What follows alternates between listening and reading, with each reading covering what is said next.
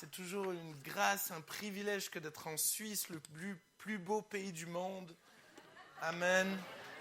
Amen. Vraiment, hein. J'ai le privilège de voyager partout dans le monde et pour le moment, la Suisse est en pole position. Vraiment. Et si vous pensez qu'il y a un autre pays plus beau, invitez-moi et je viendrai constater.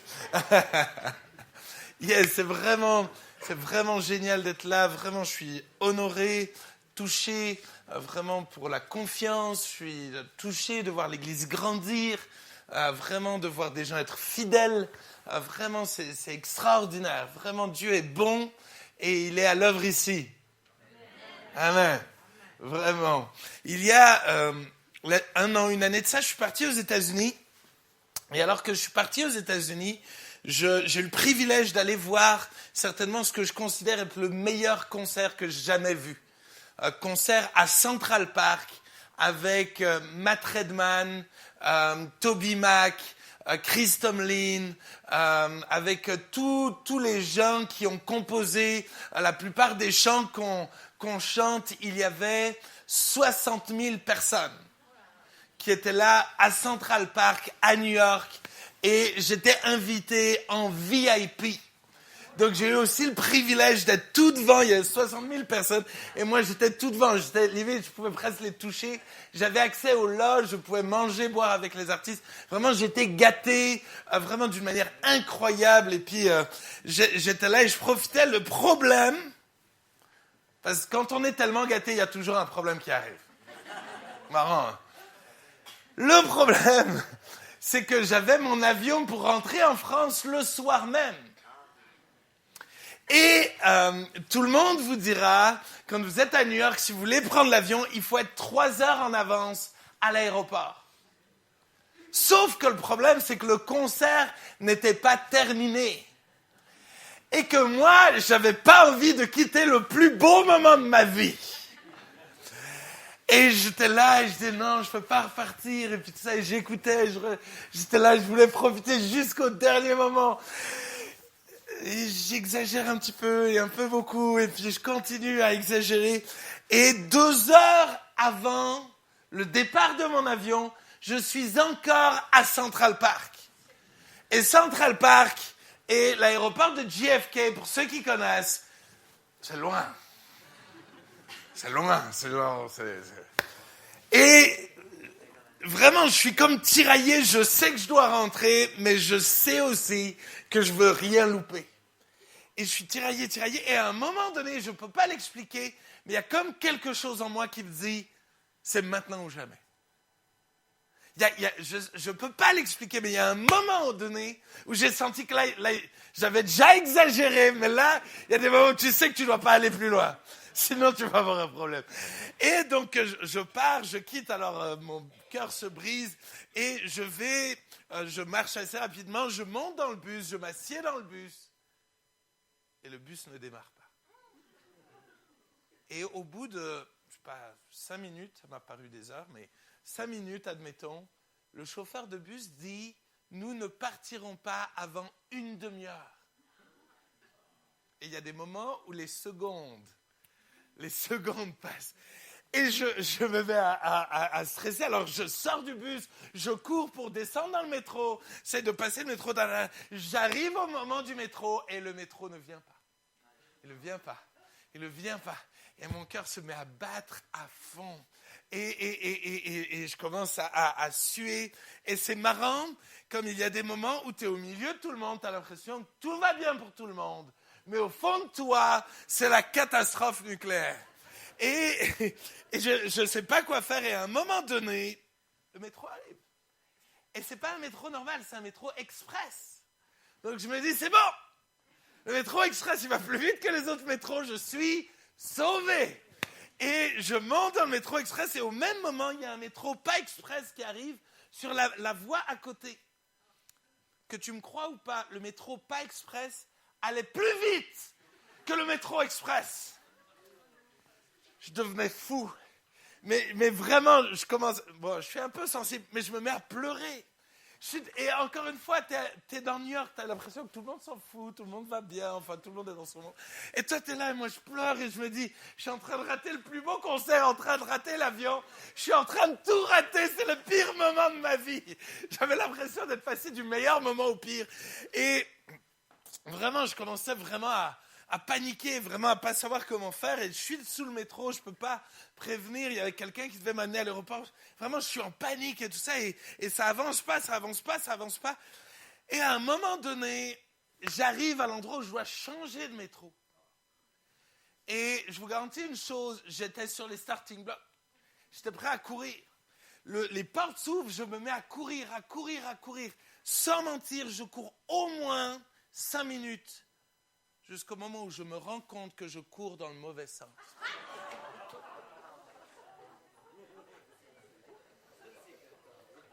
Ça me fait du mal quand vous rigolez. Hein. Parce que je vous promets que là, je pleurais encore plus. J'étais là... C'était horrible. Et alors, je recours dans le sens inverse. J'arrive à l'endroit où je dois prendre mon métro. Et le métro ne vient pas. Et les minutes passent et tout d'un coup, je me rends compte que si j'étais resté dans le métro dans lequel j'étais, il m'aurait rapproché à un autre endroit et j'aurais pu prendre un raccourci et m'en sortir plus vite. Et comme une frustration, et puis tout d'un coup, je me dis non mais ça se trouve, avant que ce métro que j'attends arrive, il faut que je retourne essayer de reprendre le même métro, la même ligne que j'avais avant. Je redescends au moment où je redescends, je rattrape le prochain métro, j'arrive à l'endroit, j'ai un ami qui m'attend avec mes bagages dans la voiture et il me prend, il a roulé un peu vite, et oubliez cette partie du message. Et on roule, on arrive à l'aéroport, et à l'aéroport, vraiment, il s'arrête brusquement, je sors comme un fou, j'ouvre le coffre, je sors mes bagages, et tout d'un coup, j'entends « Thibaut, mon pasteur !» Et je me retourne, il y a une hôtesse de l'air qui est là, avec tout son équipage, et elle est en train de dire « C'est mon pasteur, regardez, je suis trop contente, c'est mon pasteur !» Et moi, je suis là, je suis content, mais pressé. Alors, j'essaie d'être gentil, c'est une internaute de l'église qui est là, touchée, elle me prend dans les bras, vraiment, c'est un moment incroyable pour elle. Voilà, et j'ai un moment de panique pour moi, je ne sais plus quoi faire. Et j'essaie de lui expliquer que voilà, je suis un peu en retard, voilà, que Dieu les bénisse. Voilà. Et je prends mes bagages, je cours. Au début, ils ne veulent pas prendre mes bagages, alors je transpire comme pas possible. Finalement, ils acceptent de prendre mes bagages. Je cours, la sécurité, c'est la galère, c'est le long. Comme dans les films, juste avant qu'ils ferment la porte, je rentre au dernier moment. Et je ne sais pas si ça vous arrive, mais d'avoir des moments comme ça, où tout d'un coup, toute la pression qui retombe. Je veux dire, vraiment, je rentre dans l'avion et je suis là, et alors que je rentre, j'ai cette image-là de dire que maintenant, je veux juste m'effondrer dans mon fauteuil. J'ai juste envie d'enlever mes chaussures tranquillement, de m'allonger, de poser sur mon fauteuil et de m'endormir. Et alors que je marche, tout d'un coup, j'arrive à ma place. Et il y a un chewing-gum écrasé devant ma place. Tout frais.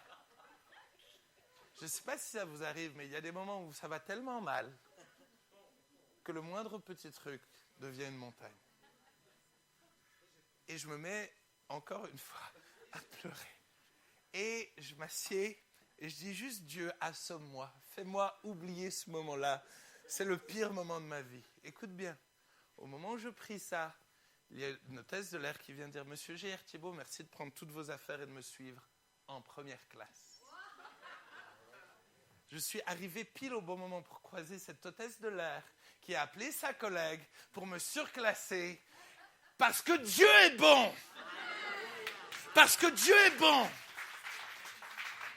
Je n'ai rien compris, je n'ai rien vu, mais Dieu était en train de gérer les retards des trams, de gérer le fait que je me plante, que je sois au mauvais endroit, parce que tout concourt au bien de ceux qui aiment Dieu. Et même si je n'ai rien vu, rien compris, Dieu était en train de tout chronométrer pour que je rencontre quelqu'un que je connais dans la ville la plus grande du monde, au bon moment, pour qu'elle puisse me surclasser, parce que Dieu m'aime, parce que je suis son enfant, et parce que Dieu est bon, même si tu ne vois rien, même si tu ne comprends rien, si tu as juste envie de pleurer. Dieu est bon et il est en train de préparer quelque chose. Je n'ai pas encore commencé de prêcher, mais je voulais introduire le culte, ce moment comme ça. J'aimerais nous inviter à nous lever, nous allons prier ensemble. Nous allons prier ensemble parce que je sais qu'il y a des gens, vous êtes en train de passer par un moment de difficulté. Un moment de galère, vous ne comprenez rien, vous ne voyez rien. Vous avez juste envie de pleurer, le moindre petit truc, et ça explose. Je sais qu'il y a des gens, vous êtes là. Et vous avez toutes sortes de galères, de difficultés. Vous avez l'impression que ça ne s'arrête pas. Toutes sortes de maladies qui vous poursuivent. Il y a tant de gens, finalement, vous galérez depuis tant d'années. Mais Dieu est bon et il est là. Et même si tu ne vois rien, que tu ne comprends rien, si tu cries à lui, alors que tu es à bout de force, il est ce Dieu qui va réellement agir et intervenir dans ta difficulté. J'aimerais vraiment qu'on puisse prier ensemble. Et si je peux me permettre avec beaucoup de respect, s'il te plaît, prie toi aussi. Peut-être tu n'as pas beaucoup de force pour prier. Mais juste proclame des choses. Juste dis, Jésus, aide-moi. C'est suffisant. Mais proclame des choses. Prie, s'il te plaît. Je vais prier et avec plaisir, mais prie. Le peu de prière que tu as, s'il te plaît, fais-le. Jésus, nous avons tous des moments où on ne comprend rien, et en ce moment, je ne comprends rien à ce qui se passe dans ma famille. Mon demi-frère a fait une overdose, ma maman est retombée dans la drogue, et toutes sortes de difficultés dans ma famille. Mais une chose que je sais, c'est que tu es mon Dieu et que tu es bon, et que tu as choisi, tu m'as choisi. Et tu as promis de prendre soin de moi et de prendre soin de nous. Et je te prie de venir nous secourir, de nous aider dans nos difficultés, dans nos galères, d'intervenir, Seigneur Jésus. Dans nos familles, Seigneur Jésus, de venir apporter un vent de réconciliation, un vent d'amour, un vent de guérison, de libération dans nos familles, dans nos vies, dans nos corps. Seigneur, viens, vraiment interviens, Jésus. Tu vois notre impatience. Mais Seigneur Jésus, nous voulons aujourd'hui te faire confiance, nous abandonner à toi, parce que nous savons que tout concourt au bien de ceux qui t'aiment. Et nous t'aimons et nous croyons en toi, même si tout ce qu'on voit et tout ce qu'on ressent est contraire. Toi, tu es Dieu et tu es avec nous. Et je te prie de guérir les malades dans ce lieu, au nom de Jésus. Tu vois ma sœur qui voit encore trouble, au nom de Jésus. Je commande à ses yeux de revoir totalement et parfaitement, au nom de Jésus. Au nom de Jésus. Parce que tu l'aimes et parce que tu as pris ses souffrances et sa maladie sur la croix et que tu as tout accompli afin que nous puissions être guéris. Seigneur Jésus, vraiment merci Seigneur Jésus pour la personne qui est à l'hôpital et qui a une permission. Seigneur, vraiment, Seigneur, tu interviens au nom de Jésus. Au nom de Jésus. C'est toi qui interviens dans les choses qui sont connues, les maladies qui sont connues, les problèmes qui sont connus, et dans ce qui est inconnu, invisible, dans les souffrances intérieures. Seigneur, tu interviens au nom de Jésus, je t'en supplie. Nous avons vraiment besoin de toi. Nous sommes au bout de nous-mêmes. Sans toi, nous ne pouvons rien faire. Merci Jésus d'être là. Merci parce que tu as entendu chacune de nos prières. Chacune de nos prières. Et nous avons cette pleine assurance que tu vas agir. Dans le nom de Jésus. Amen. Amen. Amen.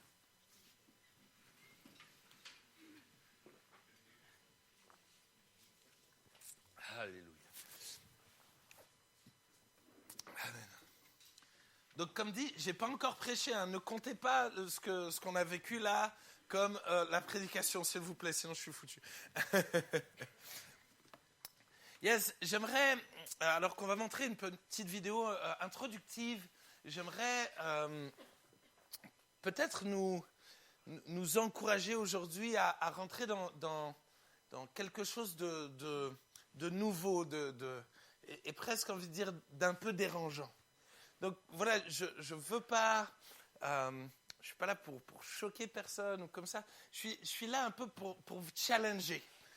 J'ai un peu ce rôle-là, je pense, dans l'Église, d'être un peu un challenger.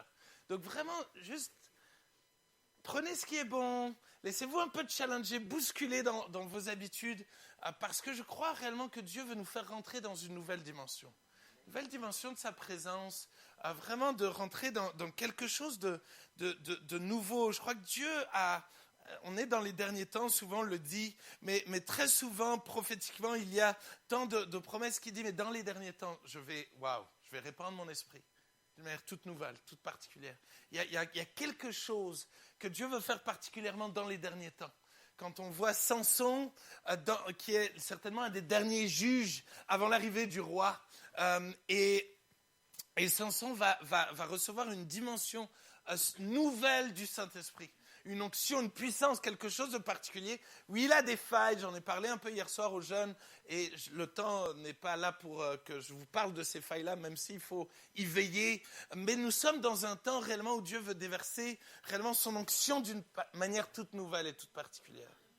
La Bible dit dans Jean 14, verset 12, en vérité, je vous le dis, celui qui croit en moi fera les mêmes œuvres que moi, et même de plus grandes. Celui qui croit en moi. Il n'a pas dit celui qui est pasteur, celui qui prie beaucoup, celui qui croit en moi. Fera les mêmes œuvres que moi et même de plus grandes. Ce verset-là, je crois qu'il y a beaucoup de gens qui l'ont effacé de leur Bible. Parce que parfois, malheureusement, quand je regarde à l'église, je me dis, mais quelles sont les mêmes œuvres qu'on fait que Christ? En quoi on en fait ne serait-ce que les mêmes? On parle d'imposer les mains aux malades et les voir être guéris, de chasser les démons. On parle d'une vie surnaturelle. On parle d'un caractère renouvelé, d'aimer son prochain, de tendre l'autre joue. Et je me dis, mais des fois, malheureusement, l'Église ne rentre pas dans ces œuvres-là. Et malheureusement, encore moins dans les plus grandes. Pourtant, c'est une vraie promesse. Et j'aimerais vous montrer une vidéo introductive. C'est ce que j'appelle, je dirais, une parabole des temps modernes. Et alors, je ne suis pas chauvin en vous montrant cette vidéo-là sur la France, mais j'aimerais vous montrer cette parabole-là qui, je crois, peut nous enseigner beaucoup de choses. Si on peut la lancer, c'est un relais 4 fois 100 mètres au championnat du monde en 2013.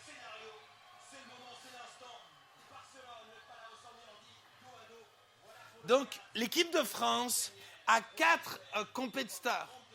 Le premier, c'est notre champion. C'est Yannick Agnel. Et normalement, le champion, on le fait courir à la fin. Mais là, ils l'ont mis en premier. Ils l'ont mis en premier pour commencer. Et vous allez voir, on est en compétition avec les Américains qui sont les meilleurs et tous les autres. Et on ne paraît pas être les favoris. Loin de là. Et donc, le départ est lancé. Il y a 2000 ans, la course a commencé. Avec notre champion number one, le meilleur des meilleurs, il a commencé sa course. Et je crois qu'il a accompli de grandes choses, mais son ministère n'a duré que 3 ans.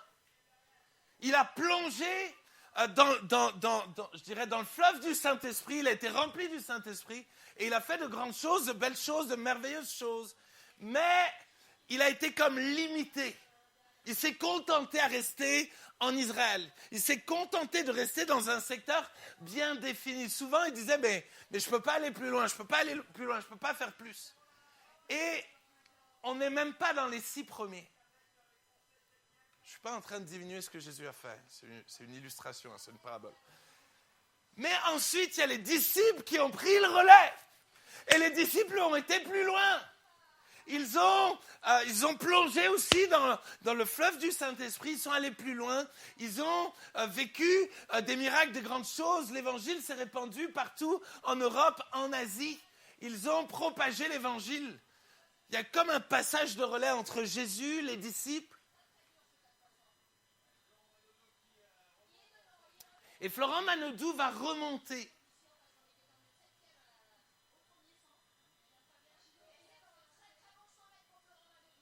Mais on est toujours pas dans les 5 premiers. Donc, tout d'un coup, alors qu'on continue, voilà, il y a eu pendant toutes ces années, depuis les disciples jusqu'à aujourd'hui, tant de gens qui se sont engagés avec Dieu, remplis du Saint-Esprit, qui ont été plus loin, annoncer l'Évangile, jusqu'à nous aujourd'hui.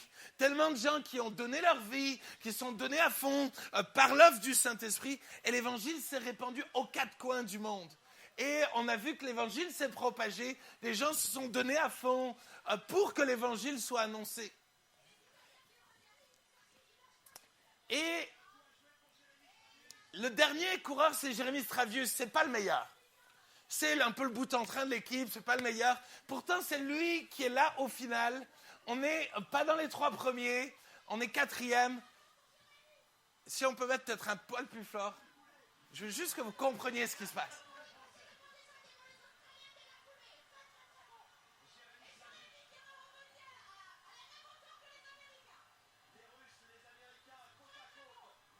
On est passé 3e.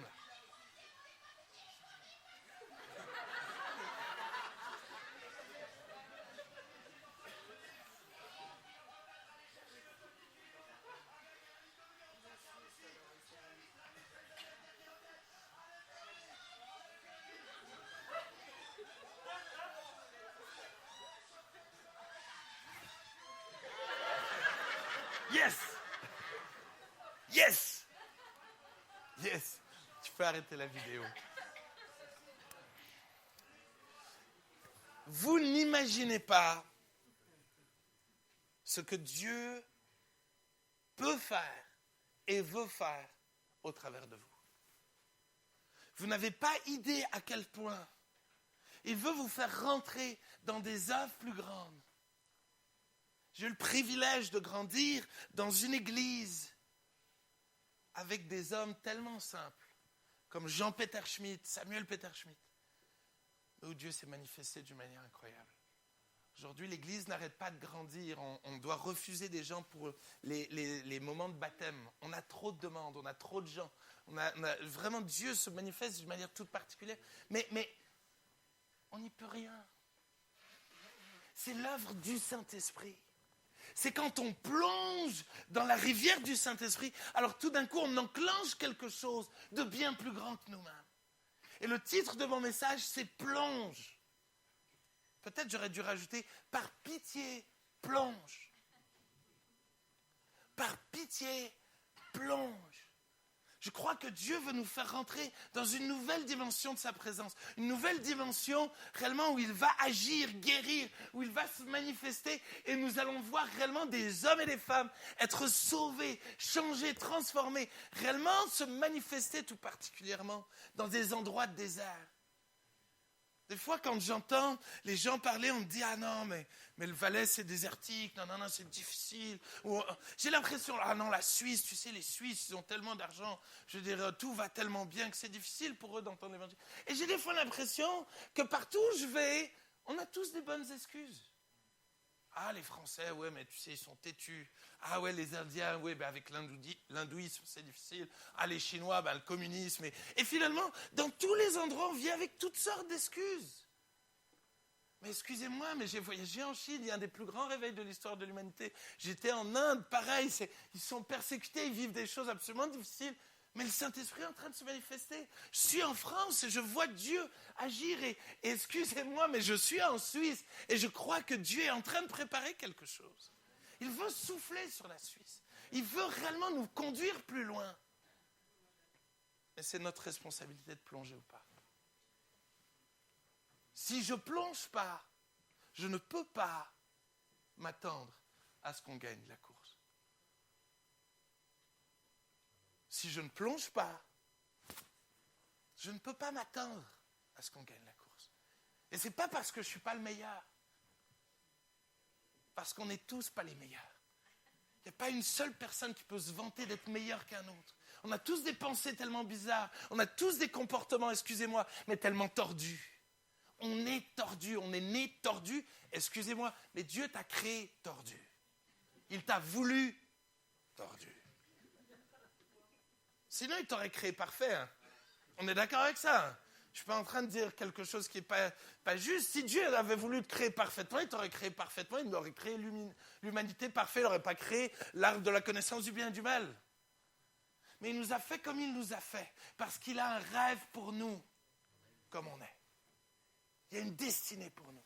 Et j'aimerais lire quelques textes de la Bible, si vous le voulez bien. C'est dans Genèse 2, versets 8 à 14. Je vais lire 3-4 textes, et puis après on va les étudier. Mais je veux juste que vous compreniez que le plan de Dieu commence toujours de la Genèse à l'Apocalypse. Il n'y a jamais de choses tordues dans la Bible. Tout est ensemble, tout est connecté. Tout est connecté. De la Genèse à l'Apocalypse, vous allez voir combien le Saint-Esprit est présent depuis le début. Genèse 2, versets 8 à 14.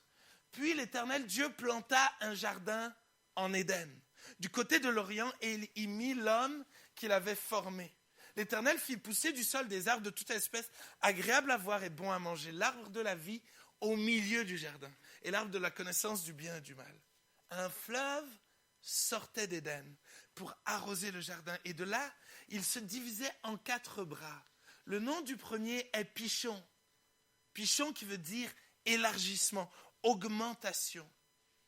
C'est celui qui entoure tout le pays de Havila, où se trouve l'or. L'or de ce pays est pur. On y trouve aussi le bdellium et la pierre d'onyx. Le nom du second fleuve est Gihon, qui veut dire source jaillissante. C'est incroyable. C'est celui qui entoure tout le pays de Cush. Le nom du troisième fleuve est Hiddekel, qui veut dire puissant, vif. Le 4e fleuve, c'est l'Euphrate, qui veut dire fertilité. Souvenez-vous de ces 4 noms. Tout d'un coup, ces fleuves. Ézéchiel 47, versets 1 à 12. Il me ramena vers la porte de la maison, et voici de l'eau sortait sous le seuil de la maison à l'orient, car la face de la maison était à l'orient. L'eau descendait sous le côté droit de la maison, au midi de l'autel. Il me conduisit par le chemin de la porte septentrionale, et il me fit faire le tour par dehors jusqu'à l'extérieur de la porte orientale. Et voici l'eau coulait du côté droit. Lorsque l'homme s'avança vers l'orient, il avait dans la main un cordeau. Il mesura 1000 coudées et me fit traverser l'eau, et j'avais de l'eau jusqu'aux chevilles. Il mesura encore 1000 coudées et me fit traverser l'eau, et j'avais de l'eau jusqu'aux genoux. Il mesura encore 1000 coudées et me fit traverser, et j'avais de l'eau jusqu'aux reins. Il mesura encore 1000 coudées. C'était un torrent que je ne pouvais traverser, car l'eau était si profonde qu'il fallait y nager. C'était un torrent qu'on ne pouvait traverser. Il me dit, as-tu vu, fils de l'homme? Il me ramena au bord du torrent. Quand il m'eut ramené, voici, il y avait sur les bords du torrent beaucoup d'arbres de chaque côté. Il me dit, cette eau coulera vers le district oriental, descendra dans la plaine et entrera dans la mer. On parle de la mer morte. Lorsqu'elle se sera jetée dans la mer, les eaux de la mer deviendront saines. Tout être vivant qui se meut vivra partout où le torrent coulera. Et il y aura une grande quantité de poissons. Car là où cette eau arrivera, les eaux deviendront saines, et tout vivra partout où parviendra le torrent. Des pêcheurs se tiendront sur ses bords depuis En-Gedi jusqu'à En-Gelaïm. On étendra les filets, il y aura des poissons de diverses espèces, comme les poissons de la grande mer, et ils seront très nombreux. Ces marais, ces fosses ne sont point assainies, seront abandonnées au sel. Sur le torrent, sur ses bords de chaque côté, croîtront toutes sortes d'arbres fruitiers. Alléluia. Leur feuillage ne se flétrira point, et leurs fruits n'auront point de fin. Ils mûriront tous les mois, parce que les eaux sortiront du sanctuaire. Leurs fruits serviront de nourriture, et leurs feuilles de remède. Jean 7, verset 37. Le dernier jour, le grand jour de la fête, Jésus, se tenant debout, s'écria, écoutez bien, si quelqu'un a soif, qu'il vienne à moi et qu'il boive. Celui qui croit en moi, des fleuves d'eau vive couleront de son sein, dit l'Écriture. Et il dit cela de l'Esprit que devaient recevoir ceux qui croiraient en lui. Et dernier verset dans l'Apocalypse, Apocalypse 22, verset 1. extraordinaire. Et il me montra un fleuve d'eau de la vie, limpide comme du cristal, qui sortait du trône de Dieu et de l'agneau. Au milieu de la place de la ville et sur les bords du fleuve, il y avait un arbre de vie, produisant 12 fois des fruits, rendant son fruit chaque mois et dont les feuilles servaient à la guérison des nations. Ce même fleuve, de la Genèse à l'Apocalypse, ce fleuve de l'Esprit. Ce fleuve de l'Esprit qui est là pour nous comme une promesse de la Genèse à l'Apocalypse qui veut venir élargir. Le problème, c'est que beaucoup d'entre nous, nous sommes tellement habitués à entendre parler du baptême dans le Saint-Esprit qu'on a l'impression que le baptême dans le Saint-Esprit est une expérience. Ça ne serait pas logique. De la même manière que vous serez d'accord avec moi que la conversion n'est pas qu'une expérience. Je suis sauvé parce que je me convertis, mais la Bible me dit que je dois travailler à mon salut. On est d'accord avec ça? C'est-à-dire que je suis sauvé, mais je dois continuer de travailler à mon salut. Il y a comme un chemin où je dois grandir. Par exemple, la Bible dit que je suis saint. Mais la Bible dit que celui qui est saint travaille à sa sanctification. Vous voyez, tout le temps dans la Bible, on dit qu'il y a un moment clé où on reçoit, et après il y a un moment de croissance, où on doit grandir, avancer, progresser. La Bible dit qu'en Christ, nous sommes pleinement sages. Mais Jacques nous dit, si quelqu'un manque de sagesse, qu'il la demande. C'est constamment comme ça. J'ai reçu la plénitude de Dieu en moi le jour où je me suis converti, mais je dois travailler à vivre chaque promesse à chaque jour. C'est pareil avec le baptême du Saint-Esprit. Il y a toujours une expérience initiale. En tout cas, si tu ne crois pas à ça, il faut me le prouver dans la Bible. Il y a constamment, de l'Évangile jusqu'à l'Apocalypse, il y a toujours une expérience initiale. Mais il y a toujours un moment où je dois grandir dans l'esprit. Je dois aller plus loin. Comme on l'a entendu tout à l'heure, j'ai l'impression que souvent on est là et on se mouille les pieds dans l'eau. Et on se contente de ça. Pourtant, je vous garantis une chose, la plénitude du Saint-Esprit, c'est quelque chose de bien plus grand que d'avoir des guili-guili de temps en temps à l'église. Dieu veut vous faire et nous faire rentrer dans une plénitude du Saint-Esprit. Alors rassurez-vous, je suis plutôt du genre, pas aimer les choses un peu bizarres, louches, et c'est pas du tout ça que je nous encourage à rentrer dedans. Je crois que Dieu est un Dieu d'ordre. Dieu est un Dieu d'ordre. Mais Dieu veut nous amener à un endroit où je perds le contrôle. Mais je ne perds pas le contrôle pour faire n'importe quoi. Je perds le contrôle pour faire ce que Dieu veut que je fasse. Ça veut dire qu'à un moment donné, est-ce que Dieu, il a juste envie qu'on tombe tous par terre, qu'on tremble comme ça? Je ne le lis pas dans la Bible. Et je ne crois pas que c'est édifiant, ni pour vous, ni pour Dieu, ni pour les gens. Tout ce que Dieu fait est toujours édifiant, dans l'ordre, pour nous édifier ou pour édifier les autres.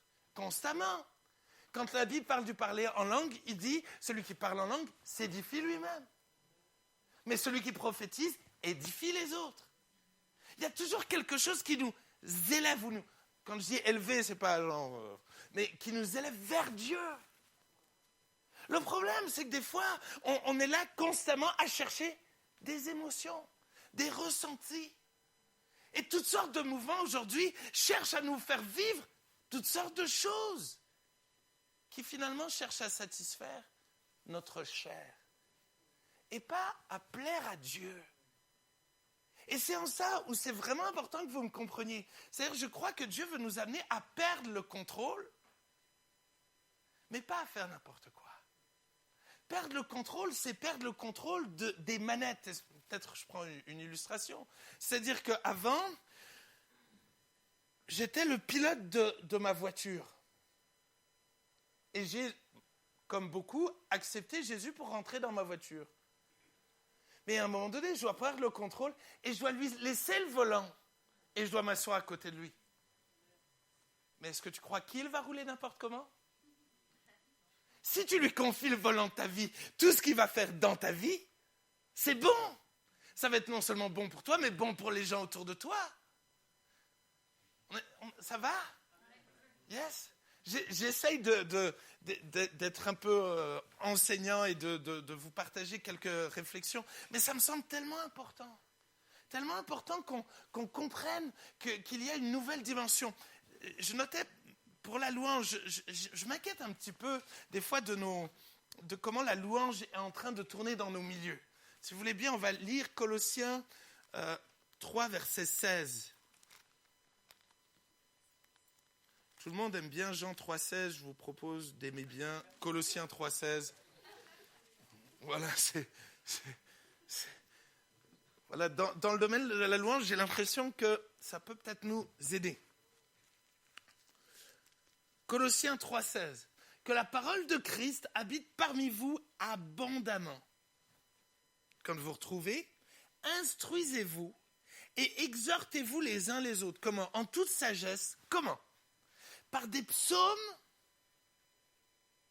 par des hymnes, par des cantiques spirituels, chantant à Dieu dans votre cœur sous l'inspiration de la grâce. Ça veut dire que quand on se retrouve, on a 3 étapes. On doit le faire avec sagesse. Mais on doit chanter des psaumes, des hymnes et des cantiques spirituels.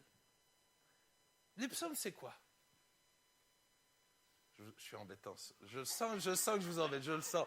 Je suis désolé. Vraiment, je suis désolé. Les psaumes, j'ai envie de dire les psaumes, c'est ce que la Bible dit. Et que je crois effectivement que beaucoup de nos chants, on cherche des chants hymnes, super à la mode, et que des fois, j'ai peur qu'on oublie de puiser nos chants là-dedans. Il y a une onction particulière dans les psaumes de la Bible. Et que je crois réellement que dans cet enseignement, et vous le lisez dans d'autres lettres, épîtres de Paul, où il dit la même chose, c'est qu'il faut revenir aux Écritures. Les Écritures sont là pour nous conduire plus loin dans le fait d'adorer Dieu, de chanter pour Dieu. Souvent, j'ai l'impression que quand on demande aux gens de prier à voix haute, de louer Dieu à voix haute, on est vite très limité. Dieu, tu es bon, Dieu, tu nous aimes. Merci pour la journée, pour la santé. Ouais, merci, t'es trop cool.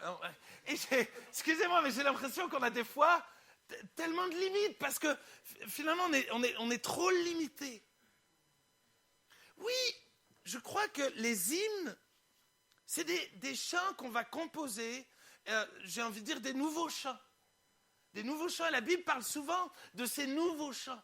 Et je crois que Dieu est un Dieu créateur qui aime les nouveaux chants. Et encore une fois, je ne suis pas là pour taper sur personne. Dieu aime les nouveaux chants et c'est très bien. Je dis juste qu'il y a des étapes. Je dois retourner aux Écritures. Oui, je dois être une église qui laisse des nouveaux chants germer, et ça c'est positif. Mais il y a une 3e étape. Des cantiques spirituels.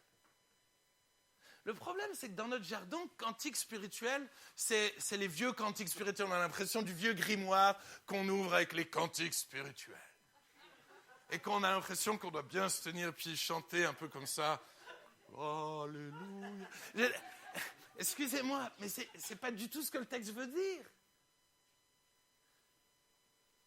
Dans le texte grec, c'est des cantiques inspirés par l'Esprit. Des chants inspirés par l'Esprit. 1 Corinthiens 14 dit, priez avec l'intelligence et priez par l'Esprit. Chantez avec l'intelligence et chantez par l'Esprit. Et j'ai peur qu'on ne chante plus dans l'Esprit. Bah, si, il y a toujours les 2-3 fous timbrés qui chantent dans l'Esprit. Il y en a toujours 2-3. Mais je me dis, mais attendez, ça, c'est le cadre du Nouveau Testament pour l'Église. Alors je sais que certains viendront me voir et me diront, mais Thibaut, dans 1 Corinthiens 14, il est dit qu'il ne faut pas parler en langue quand il y a tout le monde. S'il y a un non-chrétien qui vient, il va être choqué et tout ça. Relisez 1 Corinthiens 14. Parce que 1 Corinthiens 14 nous parle de 2 différents types de parler en langue. encore une fois, je suis ultra gênant, je le sais. Mais c'est tellement important. Il parle d'un parler en langue qui doit être interprété. Et donc, s'il est interprété, ça veut dire qu'il est là pour édifier les autres. Donc, effectivement, si maintenant, moi, je me mettais à vous parler en langue sans rien interpréter, ça serait vraiment bizarre. Et s'il y a quelqu'un qui viendrait et que je vous parlerais pendant une demi-heure dans de nouvelles langues, il nous prendrait vraiment pour des fous. Il comprendrait. Et je serais d'accord avec lui. Mais 1 Corinthiens 14 nous parle du parler en langue, où on parle à Dieu et on dit des mystères. Mais on les dit à Dieu. Et donc, si on dit à Dieu, ça ne peut pas être interprété. Donc, ça veut dire qu'on n'est pas en train de parler du même parler en langue. On parle d'un autre parler en langue. Ça va? Donc, ça veut dire qu'il y a différents parlers en langue. Et en même temps, tu le vois constamment dans la Bible. Il y a des parlers en langue qui sont interprétés et d'autres parlers en langue. Et Paul va le dire, moi, je parle en langue plus que vous tous, les gars. Faites pas vos malins. Mais il ne le faisait pas aux gens, il le faisait directement à Dieu. Parce que, encore une fois, si Dieu était contre le fait de parler en langue par rapport à l'évangélisation, est-ce qu'en Acte 2, il aurait fait en sorte qu'ils parlent en langue? Au contraire, c'est parce qu'ils ont parlé en langue qu'il y a des gens qui ont été touchés. Mais oui, il y en a d'autres qui les ont pris pour des fous. Et oui, quand on va adorer Dieu en de nouvelles langues, il y a des gens qui vont être touchés et d'autres qui vont nous prendre pour des fous. Nous, notre Église, quand on a eu cette révélation-là, mais il y a des gens qui nous ont pris pour des fous. Il y a des gens qui nous ont dit, mais votre Église va se vider, c'est n'importe quoi. À partir de ce moment-là, il y a des nouveaux qui arrivaient, qui étaient guéris dans ces moments-là, qui étaient touchés dans ces moments-là. Il y a même des gens qui, des fois, viennent à l'Église et qui disent, mais j'ai entendu dans ma langue natale. Dernièrement, une Gabonaise qui a entendu louer Dieu dans sa langue natale. Les amis, j'aimerais vous encourager dans l'Église à vivre cette dimension-là. Il y a des étapes, on doit aller plus loin. Vous savez, le tabernacle, ce n'est pas juste de l'histoire ancienne. Le tabernacle, le voile est ouvert, mais il y a des étapes. Il y a des étapes. Quand je viens et que je suis plein de fardeaux, tout ça, je dois venir et je dois pouvoir finalement les déposer, commencer à me tourner vers Dieu pour entrer dans le lieu saint, et puis après pour rentrer dans le lieu très saint, où je peux réellement l'adorer. Et je crois qu'il y a des étapes. Et ces 3 étapes-là font partie de ces étapes-là où finalement je peux me rapprocher de Dieu et réellement m'abandonner à lui dans l'adoration. Alors c'est sûr que adorer en esprit, c'est compliqué. Je dis quoi? C'est embêtant. Parce que finalement, je ne contrôle plus. Enfin, si je contrôle. Mais je contrôle plus, mais je contrôle. C'est important de comprendre ça. C'est-à-dire qu'à un moment donné, on le voit dans le texte, c'est qu'il va mesurer 1000 cordeaux. Il contrôle quelque chose. Il y a un sens de contrôle et il y a un sens de je choisis de marcher. À un moment donné, je dois choisir de parler en langue ou pas. Je ne suis pas tout d'un coup possédé par le Saint-Esprit qui m'oblige à parler en langue. C'est le diable qui possède les gens et qui les pousse à faire ce qu'ils ne veulent pas faire. Dieu, lui, ne possède jamais les gens. Il les inspire. Dans Acte 2, il est marqué « Ils leur donnèrent de s'exprimer en de nouvelles langues ». Ça veut dire que c'était eux, de leur propre chef, qui ouvraient la bouche et qui priaient. Et le Saint-Esprit leur a donné de s'exprimer en une autre langue. Mais si tu n'ouvres pas ta bouche, Dieu, il ne va pas venir prendre ta langue et... Mais... excusez-moi, mais des fois, on ne parle pas souvent de ces choses-là, mais des fois, on a ça dans nos têtes. Moi, il y a des gens qui sont là, qui veulent être remplis du Saint-Esprit, ils sont là. Comme si tout d'un coup, le Saint-Esprit allait prendre le contrôle. Non! En tout cas, on ne voit jamais ça dans les Écritures. C'est un choix intentionnel. Tu pries par ton intelligence et tu pries par l'Esprit. C'est un choix, c'est une décision. C'est à un moment donné une décision. Alors, je ne suis pas en train de dire qu'on peut manipuler le Saint-Esprit et faire semblant de parler en langue. Moi, je le racontais hier soir, mais quand j'avais 8 ans, j'avais soif du Saint-Esprit. J'avais soif d'aller plus loin. Et j'ai commencé à essayer de parler en langue. Mais ça ne marchait pas. J'essayais. Mais alors à chaque culte, j'allais voir le pasteur, je lui demandais de prier pour moi. J'avais soif. Jusqu'au jour, et je m'en souviendrai toute ma vie, j'étais à l'école du dimanche, j'avais 9 ans, et on était dans une petite salle, et puis je ne sais pas de quoi il a parlé, peut-être du Saint-Esprit, j'en sais rien. Mais à la fin, j'étais sur mes genoux, et j'étais baptisé dans le Saint-Esprit, j'ai commencé à avoir des visions, c'était juste extraordinaire. Mais tout d'un coup, tu sais. Du coup, le Saint-Esprit est là, et il te conduit plus loin. Mais ce n'est pas parce qu'à 9 ans, j'ai vécu ça, que je ne continue pas de marcher. Seigneur, renouvelle-moi dans le parler en langue. Renouvelle-moi dans le fait de te connaître. Approfondis-moi. J'ai commencé à avoir des visions, mais encore aujourd'hui, je dis, Seigneur, donne-moi plus de clarté dans le fait d'entendre ta voix. Donne-moi de grandir. Donne-moi d'aller plus loin. Donne-moi de perdre le contrôle. Donne-moi d'arrêter de raisonner constamment. Donne-moi d'arrêter d'être tellement pollué dans mon esprit pendant que je chante et que je loue Dieu. Vous voyez de quoi je parle? Tu sais, quand tu lèves les mains, que tu chantes et à un moment donné, tu te rends compte que tu ne sais même pas qu'est-ce que tu as chanté parce que tu étais en train de penser à ce que tu as fait hier ou ce que tu vas faire demain. On est d'accord, on est tous les mêmes. Mais on doit continuer d'apprendre à perdre le contrôle, à rentrer finalement dans une nouvelle dimension du Saint-Esprit. Je ne suis pas du tout mes notes, mais bon, c'est pas grave. Ça va pour l'instant ? Je ne vais pas faire trop long, je vais encore vous... J'ai 2-3 trucs où je me dis que c'est intéressant, mais...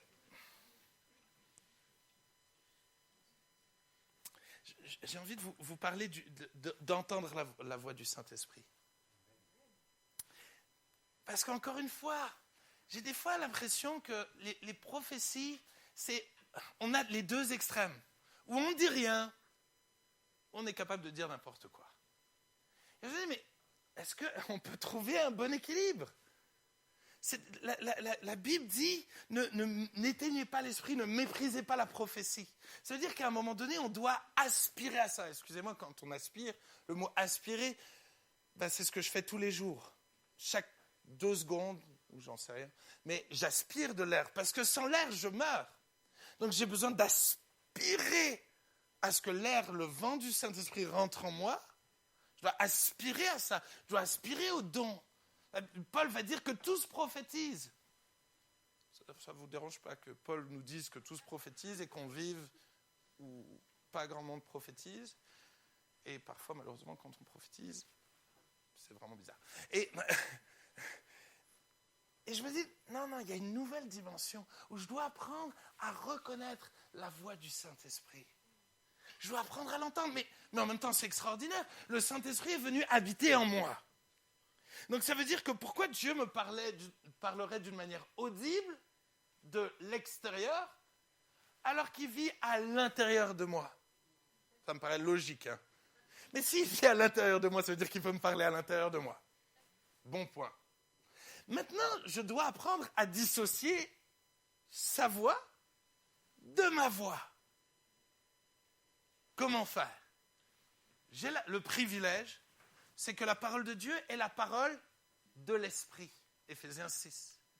Si la parole est la parole de l'Esprit, ça veut dire que plus je me nourris de la parole, plus je vais commencer à faire grandir l'Esprit en moi. Je vais commencer à mieux comprendre sa voix, qui il est, ce qu'il est capable de me dire et ce qu'il ne me dira pas.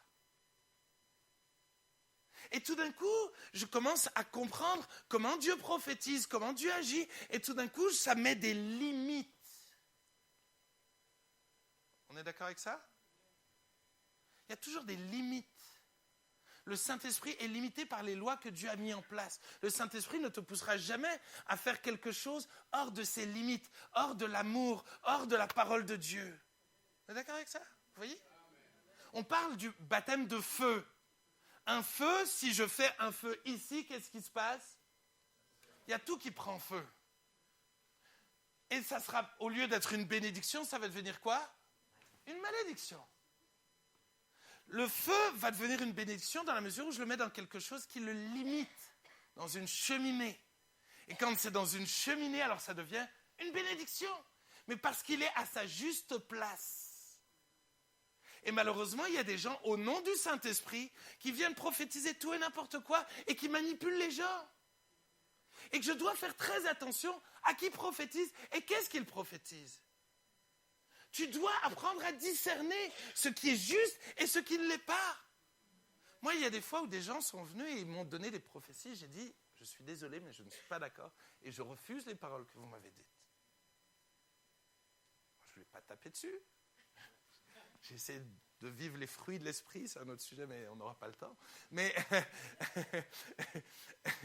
à un moment donné, je dois mettre des limites.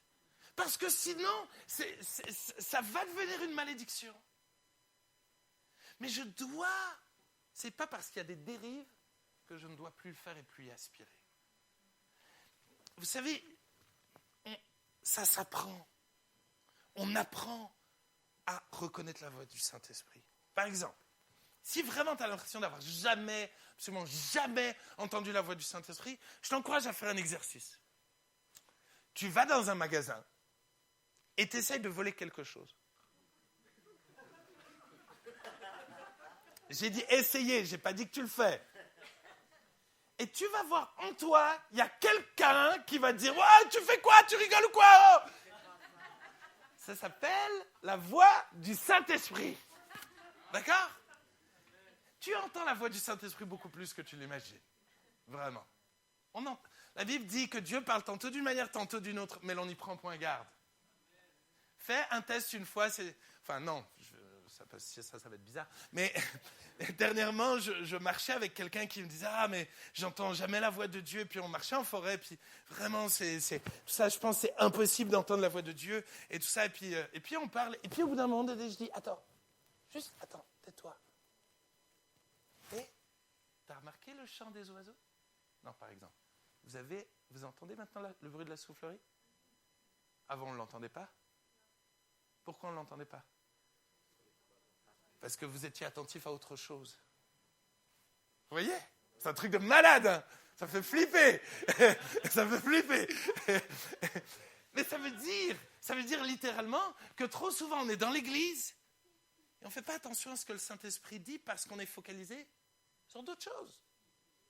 Sur les mauvaises choses. Et donc je dois apprendre à me taire. Je dois apprendre à l'écouter. Et ensuite, deuxième étape, je dois apprendre à éprouver.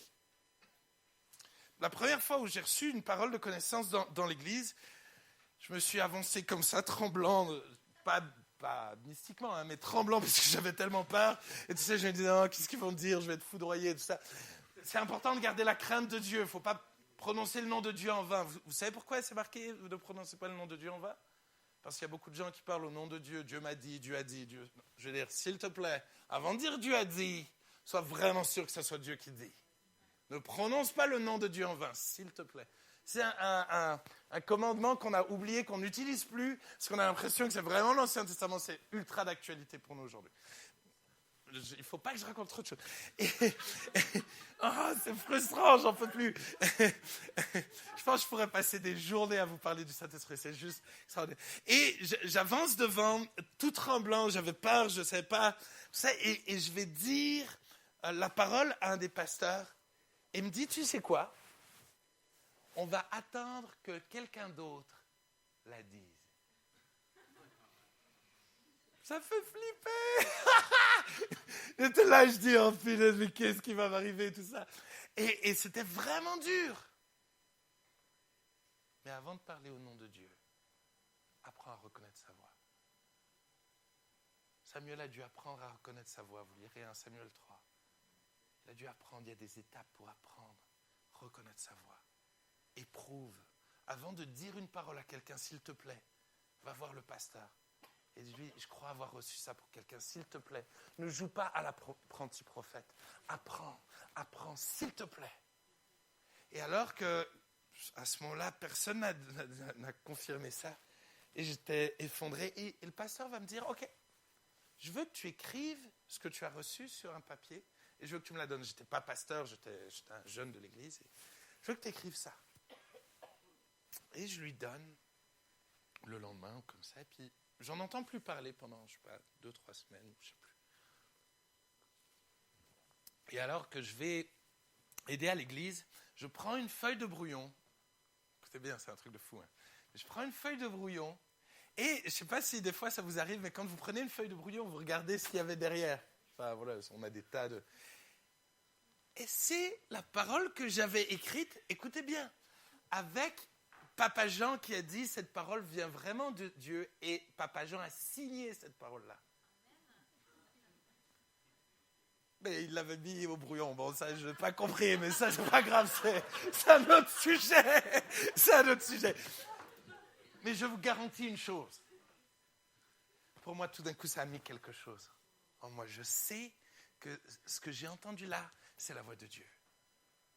Et vous savez, je donne souvent des paroles de connaissance. Mais dès que pendant un temps, j'entends pas de retour, alors je dis Dieu, maintenant, je ne veux plus donner de paroles de connaissance tant que je n'ai pas des confirmations. J'ai des confirmations.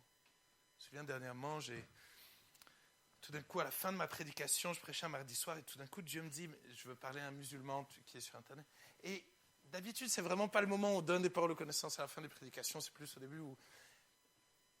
Et je dis, ah non, et puis imagine, c'est faux, et puis on a tous ces pensées-là. Hein. Et puis à un moment donné, je l'ai dit. Et on l'a baptisé il y a dernièrement. Un musulman qui regardait sur Internet. Et j'ai décrit sa vie. Et l'après-midi même, il avait dit, Dieu, maintenant, c'est ta dernière chance aujourd'hui. Ou tu me parles et je crois en toi, ou c'est fini. Et le soir, une parole de connaissance précise qui vient toucher son cœur. Je vous garantis une chose. Dieu veut parler spécifiquement. Je pourrais vous raconter des tonnes réellement d'exemples et de comment on fait. Je pourrais aussi vous raconter de la fois où j'ai prophétisé spécifiquement à quelqu'un et la personne m'a dit que je m'étais trompé. Parce que ça, encore une fois, malheureusement, les prédicateurs, on vous parle souvent de ce qui marche. Mais je crois que c'est aussi important de parler quand on se trompe. Et qu'il y a des moments où on est capable de se tromper. Et il faut savoir le reconnaître, s'humilier, demander pardon. Parce qu'il n'y a personne qui est surhumain. On est humain. Il y a un verset qui dit « L'esprit des prophètes est soumis aux prophètes ».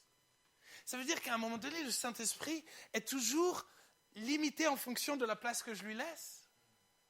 C'est pour ça que je peux éteindre le Saint-Esprit. C'est-à-dire que le Saint-Esprit prend la place que je lui laisse. Il n'ira jamais au-delà de ça. Et que malheureusement, des fois, ma chair reprend le dessus. Et c'est pour ça que je dois veiller et prier afin de ne pas tomber en tentation, car l'esprit est bien disposé, mais ma chair est faible. Donc je dois toujours veiller, je ne peux jamais dire, c'est bon, moi je suis un prophète, je donne des paroles de connaissance. Non, je dois rester dans la crainte de Dieu, être capable de me remettre en question. Mais je dois apprendre à reconnaître sa voix. Et je dois laisser Dieu m'utiliser pour me parler. Allez, je termine. Je pense que le temps est passé. Je n'ai vraiment pas eu le temps de faire rien du tout de ma prêche. Mais ce n'est pas grave. Je termine vraiment avec cette conclusion qui me semble importante. Vous savez, dernièrement, je suis allé... on avait un rassemblement de pastoral et on était logé dans un hôtel. Et moi, je n'ai pas l'habitude d'aller dans les hôtels. Et il y avait une piscine dans l'hôtel. Et moi, j'avoue que je n'ai pas l'occasion d'aller souvent à la piscine, dans des endroits comme ça. Alors, je suis plutôt du genre à dire, je profite de tout, quoi. Je veux dire, laissez-moi tranquille. Et il y avait une piscine, et tous les autres pasteurs faisaient un peu leur chochotte. Et moi, j'ai dit, non, je vais à la piscine. Et donc, je me lève un peu plus tôt le matin. Je dirais un exploit déjà. Et je vais pour me mettre dans l'eau. Je mets mon pied dans l'eau. Et là, j'ai ressenti ce que vous avez souvent ressenti quand vous voulez aller vous baigner. C'est trop froid. Et de me dire non. Ça sera plus confortable de ne pas aller dans l'eau.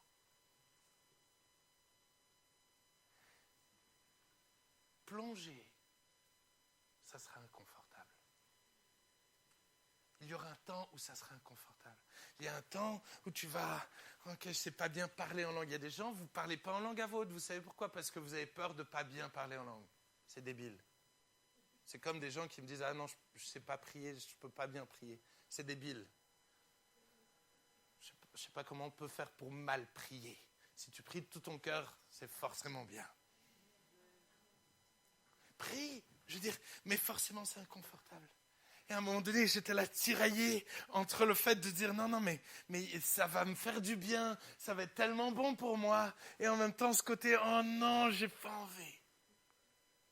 Et moi, j'ai envie de t'encourager à prendre une décision, d'arrêter de vivre par toi-même, d'arrêter de rester sur le bord de l'eau et de dire, ok, je vais y aller. Et peut-être tu vas y aller étape par étape. Peut-être tu dois être aidé par le... J'en sais rien, mais vas-y. Sors tes lunettes de plongée. Peut-être tu sais pas bien nager. Bienvenue au club. Mais s'il te plaît, vas-y tranquillement, avance un coudé à la fois et le Saint-Esprit va te mener dans un endroit où tu ne contrôles plus rien, mais où il va te mener là où il y a la guérison, là où on porte du fruit. Il va te mener dans des endroits que tu n'imagines pas pour devenir un témoin dans ce pays. Il va t'amener à faire des choses que tu ne comprends pas. Et je vous garantis, ça m'arrive souvent, mais vous allez voir Dieu agir, se manifester. Il va y avoir des fruits à cela. Il va y avoir des fruits, tous les arbres de côté. Je veux dire, ce fleuve qui amène la guérison. Il y a beaucoup de gens, finalement, vous cherchez la guérison intérieure. Vous courez après toutes sortes de relations d'aide. S'il te plaît, commence par être rempli du Saint-Esprit. Commence à prendre vraiment du temps pour prier en langue, chanter en langue. Et déjà, on se revoit. Et tu m'en diras des nouvelles.